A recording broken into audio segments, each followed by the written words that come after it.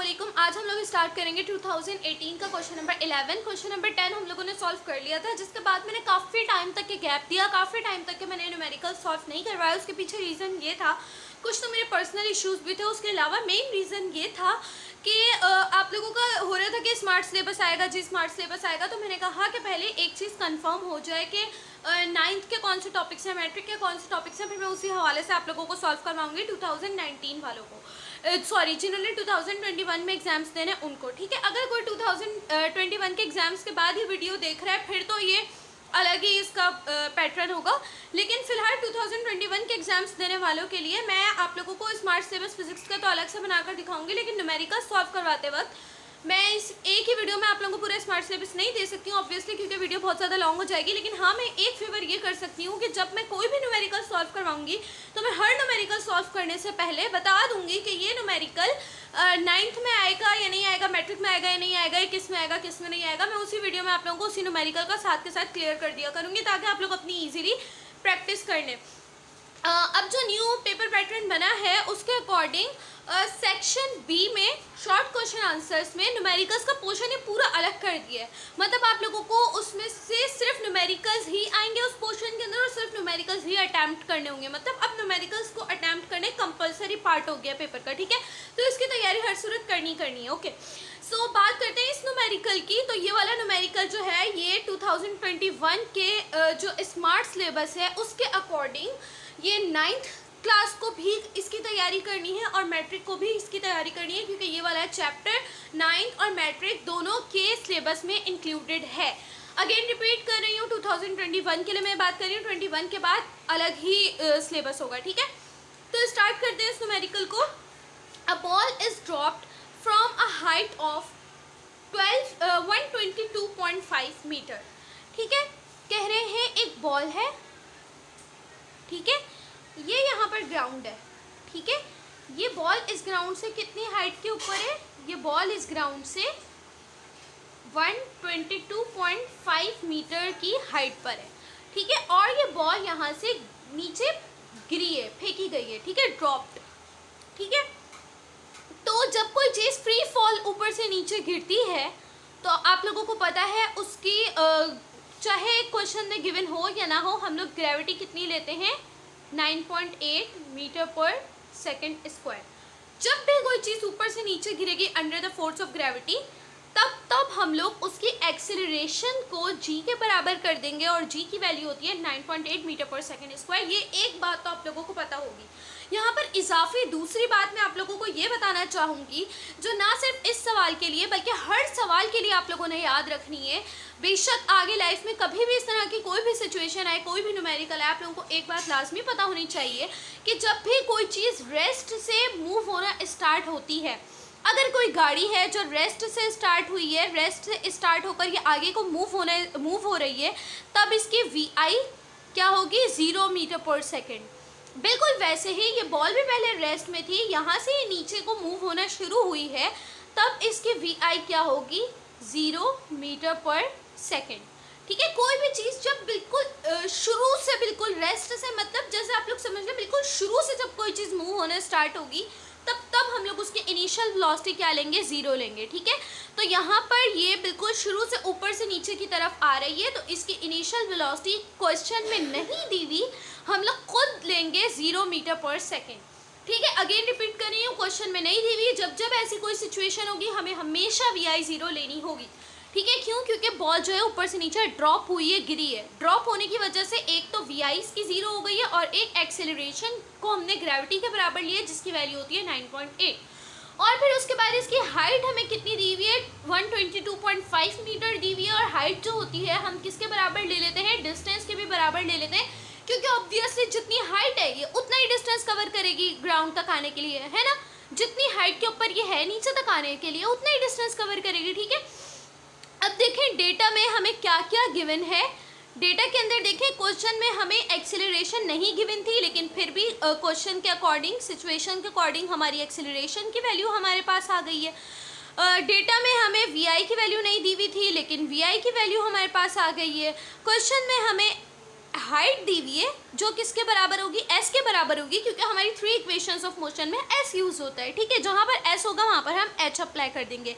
S और H दोनों equal है, जिसका रीज़न मैं बता चुकी हूँ, ये कितना है 122.5 मीटर, ठीक है। अब हमें क्या निकालना है, how much time will it take to reach the ground, मतलब इसे ग्राउंड तक पहुँचने के लिए कितना टाइम लगेगा, ठीक है। डेटा में ये सारी चीज़ें हमें गिवन थी, ठीक है। हमें निकालना क्या है, टू फाइंड क्या होगा हमारा, हमें क्या निकालना है, time to reach the ground, ठीक है। तो स्टार्ट करते हैं। उससे पहले हमें देखें कौन सी इक्वेशन, बच्चों को जो है ना अक्सर मसला किस बात पे होता है पता है, बच्चे अक्सर कंफ्यूज इस चीज़ में हो जाते हैं कि किस सवाल में कौन सी इक्वेशन यूज़ होगी, कौन सा फॉर्मूला यूज़ होगा, ये हमें कैसे पता। बच्चों का मेन कंसर्न, मेन प्रॉब्लम यही होती है, और मेन कंफ्यूज भी वो इसी चीज़ के अंदर होते हैं। तो उसकी भी एक छोटी सी ट्रिक मैं आप लोगों को जल्दी से बताती हूँ। सबसे पहले आप लोग इस चैप्टर के लिए याद कर लें 3 इक्वेशंस ऑफ मोशन, ठीक है। फर्स्ट इक्वेशन क्या होती है, फर्स्ट इक्वेशन होती है v f is equals to v i plus a t, ठीक है। सेकेंड क्या होती है, सेकेंड होती है s is equals to v i t plus half a t square, ठीक है। और थर्ड क्या होती है, थर्ड होती है 2as is equals to v f square minus v i square, ठीक है। ये तीनों इक्वेशंस होती हैं। अब देखें जल्दी से हम लोग इस क्वेश्चन के अकॉर्डिंग कौन सी इक्वेशन लगेगी उसकी ट्रिक देख लेते हैं। क्या देखें, आप लोगों ने क्या करना है, आप लोगों ने सिर्फ और सिर्फ आप लोगों को ये 3 इक्वेशंस याद होनी चाहिए, फॉर्मूलाज पक्के पक्के याद होने चाहिए। उसके बाद आप लोगों ने जो करना है वो सिर्फ और सिर्फ आप लोगों ने अपने डेटा के ऊपर फोकस करना है, ठीक है। आप लोग अपने डेटा के ऊपर फोकस करें। देखें आप लोग डेटा के अंदर क्या क्या चीज़ें, सबसे पहले तो आप लोग देख लेंगे टाइम कौन कौन सी इक्वेशन में, टाइम आप लोगों ने निकालना है। टाइम जिस इक्वेशन में होगा ऑब्वियसली सबसे पहले तो वो इक्वेशन सेलेक्ट करोगे, बाकी जिस इक्वेशन में टाइम नहीं होगा सबसे पहले उसे रिजेक्ट कर दोगे, ठीक है। तो देखें टाइम हमें फर्स्ट इक्वेशन में नजर आ रहे हैं और सेकंड इक्वेशन में नजर आ रहे हैं, जबकि थर्ड इक्वेशन में टाइम है ही नहीं। तो ये थर्ड इक्वेशन हमारे इस क्वेश्चन में किसी यूज की नहीं है, ठीक है। आसानी हो गई, एक इक्वेशन हट गई, सिर्फ 2 इक्वेशंस पीछे बची हैं। अब उन 2 इक्वेशंस में से हमें कोई एक चूज करनी होगी, ठीक है। तो ये होती है मेन ट्रिक, ठीक है। फिर उसके बाद आप देखें आप लोगों को गिवन क्या क्या है, आप लोगों को एक्सेलरेशन गिवन है, एक्सेलरेशन तो दोनों इक्वेशंस के अंदर है। फिर उसके बाद देखें आप लोगों को वी आई गिवन है, वी आई भी दोनों इक्वेशंस में। फिर उसके बाद आप लोगों को एस गिवन है, एस देखें एस कौन सी इक्वेशन में है, एस सेकंड इक्वेशन में है, ठीक है। तो बेस्ट यूज कौन सा होगा, बेस्ट यूज होगा अगर हम सेकंड इक्वेशन यूज करें। क्यों, क्योंकि सेकंड इक्वेशन के अकॉर्डिंग हमें एस भी गिवन है, हमें वी आई भी गिवन है, हमें सिर्फ टाइम निकालना है जिसके अंदर है, और हमें एक्सेलरेशन भी मालूम है। जबकि अगर मैं फर्स्ट इक्वेशन को यूज करती हूँ तो देखें यहाँ पर मेन प्रॉब्लम मेरे पास क्या आ जाएगी, वी एफ मुझे नहीं गिवन। अब मुझे इसमें ना टी पता है ना वी एफ गिवन है, टी निकालूंगी कैसे जब तक कि इसकी सारी चीज़ें पता नहीं होंगी, खुद सोचें, है ना। तो ये वाली इक्वेशन भी हट गई। इस तरीके से आप लोग, ये ट्रिक है, आप लोग सिलेक्ट करोगे बाकायदा खुद अपने डेटा को ऑब्जर्व करते हुए। ये सिर्फ आप लोगों की कॉमन सेंस, आप लोगों को अच्छे तरीके से, आप लोगों की ऑब्जर्वेशन पावर ही आप लोगों को ये चीज़ अच्छे तरीके से बता सकती है। ये चीज़ कोई नहीं सिखा सकता। हम ज़्यादा से ज़्यादा आपसे रट्टा लगवा देंगे लेकिन वो समझने वाली बात नहीं होगी, ठीक है। तो ये चीज़ आप लोगों को खुद, आप लोगों को अपनी ऑब्जर्वेशन पावर स्ट्रॉन्ग करनी होगी और अपनी डिसीजन मेकिंग स्ट्रॉन्ग करनी होगी, ठीक है। मैं आप लोगों को ट्रिक समझा सकती हूँ, बाकी उसे इस्तेमाल करना आप लोगों का काम है। तो चलें उसके बाद इस्तेमाल करते हैं इसे, सॉल्यूशन हम लोग स्टार्ट करते हैं। यहाँ पर अप्लाई हो जाएगी सेकंड इक्वेशन, हम लोग लिखेंगे from second equation of motion. क्या है second equation, s is equals to v i t plus half a t square, okay. फिर अब देखें इसके अकॉर्डिंग यहाँ पर मैं सारी चीज़ें पुट कर दूंगी। s मेरे पास कितना है, s की जगह पर मैं रख दूंगी h is equals to v i t plus half, a की जगह पर आ जाएगा g, t की जगह पर टी स्क्वायर, क्योंकि t की वैल्यू अभी हमें नहीं पता, ठीक है। h की वैल्यू मैं पुट कर दूंगी, कितनी है मेरे पास 122.5 इज इक्वल्स टू वी आई कितनी है मेरे पास 0, और ये 0 मल्टीप्लाई बाई टी। 0 से जब भी कोई चीज़ मल्टीप्लाई होती है वो क्या हो जाती है, 0, ठीक है। फिर हाफ, g की जगह पर हम यहाँ पर रख देंगे 9.8, फिर उसके बाद ये क्या हो जाएगा टी स्क्वायर। तो देखें सबसे पहले तो क्या होगा, यहाँ पर 0 मल्टीप्लाई बाई टी, ये पूरी चीज़ क्या हो जाएगी, ख़त्म हो जाएगी, यहाँ पर आ जाएगा 0, ठीक है। फिर 0 को लिखने का कोई फ़ायदा नहीं है, हमारी इक्वेशन स्टार्ट होगी यहाँ से, हाफ 9.8 टी स्क्वायर, ठीक है। फिर उसके बाद क्या होगा, उसके बाद हम लोग टी स्क्वायर को यहाँ पर अकेला रहने देंगे, बाकी की चीज़ों को उधर ले जाएंगे। या अगर आप लोग चाहें तो अभी से इसे कैंसिल भी कर सकते हैं, 2 1 ज़ा 2 और 2 4.9 ज़ा 9.8 होगा। खैर अगर आप लोग ये सब कुछ इतना मुश्किल ना भी करना चाहें तो ये हम लोग टी स्क्वायर को इधर रहने देंगे, बाकी की चीज़ों को उधर लेकर चले जाएंगे। 2 इधर डिवाइड हो रहा है, उधर जाकर मल्टीप्लाई हो जाएगा, 9.8 इधर मल्टीप्लाई हो रहा है, उधर जाके डिवाइड हो जाएगा।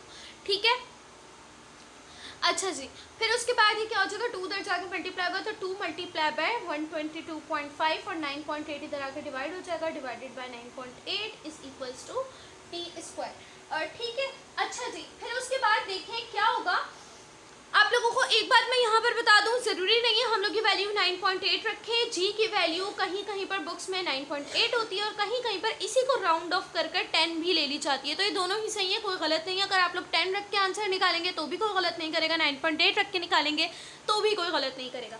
बहरहाल जब आप लोग इसको सॉल्व कर लोगे तो आप लोगों का यहाँ पर आंसर आएगा t square is equals to 25 second. क्या करना है आप लोगों ने, 2 को इससे मल्टीप्लाई करना है, जो आंसर है उसे 9.8 से डिवाइड कर देना है, 25 आप लोगों का आंसर आ जाएगा। फिर उसके बाद आप लोग क्या देखोगे कि आप लोगों को क्वेश्चन में क्या निकालना था, आप लोगों को निकालना था टी, लेकिन आप लोगों की वैल्यू किस चीज़ की आ रही है, टी स्क्वायर की आ रही है। तो सबसे पहले आप लोग टी स्क्वायर को टी में कन्वर्ट करोगे। स्क्वायर को कैंसिल करने के लिए एक ही तरीका होता है, वो क्या होता है, टेकिंग रूट बोथ साइड्स। क्यों, क्योंकि रूट से स्क्वायर कैंसिल हो जाता है, सही है। तो हम दोनों साइड्स पर रूट ले लेंगे, रूट लेने की वजह से क्या होगा, ये under root t square is equals to under root 25। ठीक है, स्क्वायर से ये रूट कैंसिल, तो टी इज इक्वल्स टू 25 किसका स्क्वायर होता है, 5 का स्क्वायर होता है। ठीक है, तो under root 25 is equals to 5, this is the answer. Clear, तो चलिए फिर मिलते हैं नेक्स्ट न्यूमेरिकल के साथ नेक्स्ट वीडियो में। जब तक कि प्लीज़ मेरे चैनल को सब्सक्राइब करें, वीडियो को लाइक करें, ज़्यादा से ज़्यादा शेयर करें, अपना ख्याल रखें। अल्लाह हाफ़िज़।